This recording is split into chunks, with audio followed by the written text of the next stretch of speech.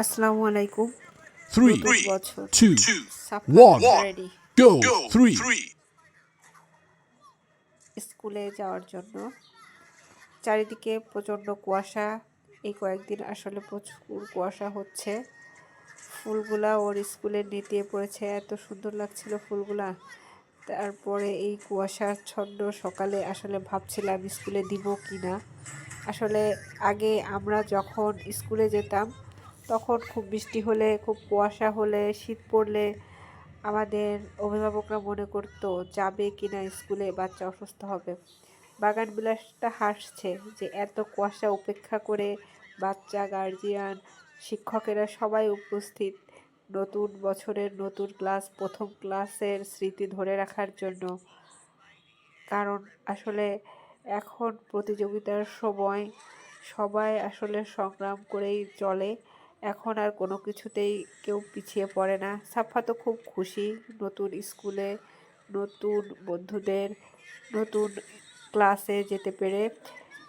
ইনি হচ্ছেন দীপা মিস, ওদের ক্লাস শিক্ষিকা। খুব ভালো ক্লাস নিয়েছেন, বাচ্চাদেরও খুব যত্ন করেছেন। শান্তা মিসও আমাদের অনেক উপকার করেছেন, অনেক ইনফরমেশন দিয়েছেন, খুবই আন্তরিক।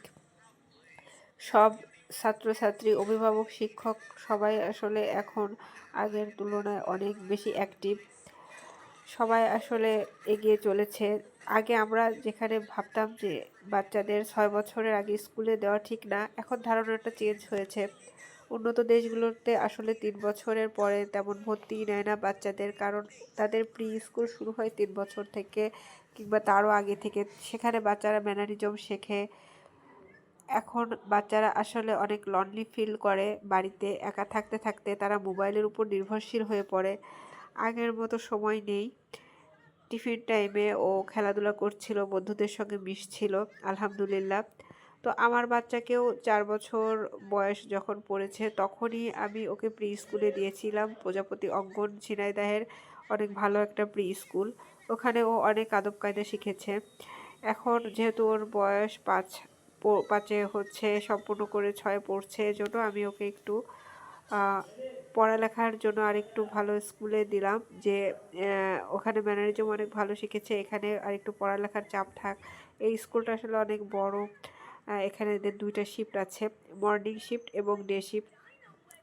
মর্নিং শিফটে সাফাতকে দিয়েছিলাম 7টা 45 থেকে 10টা পর্যন্ত ওদের ক্লাস।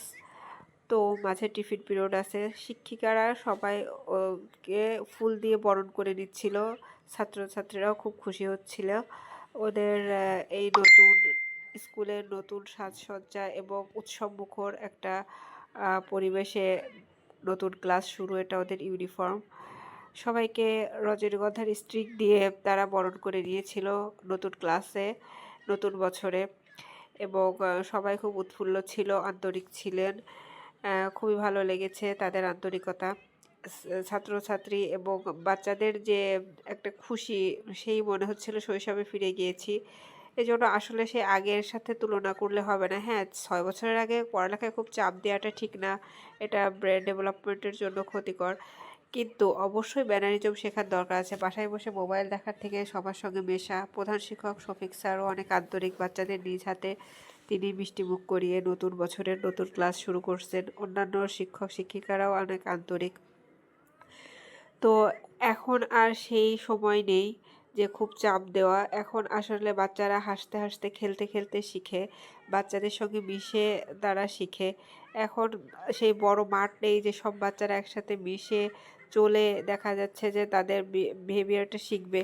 এখন স্কুলেই আসলে ওরা একত্রিত হতে পারে। তাই ওই 6 বছরের অপেক্ষা না করে এখন pre play, play, nursery, KG এরকম করতে করতে ওয়ানে উঠতে উঠতে 8-9 বছর হয়ে যায়। এজন্য আসলে 3 বছরের পরে আমি মনে করি যে 3 বছর থেকেই বাচ্চাদের স্কুলে দেওয়াটা ঠিক। এখন সময় অনেক চেঞ্জ হয়েছে, পড়ালেখা করার পদ্ধতিও অনেক চেঞ্জ হয়েছে। তাই আগের সঙ্গে আসলে সব কিছু তুলনা করলে হবে না। সময়ের সাথে সাথে আমাদেরও আসলে সেই গতিতেই চলতে হবে, সেভাবেই চলতে হবে। এটাই আসলে জীবন।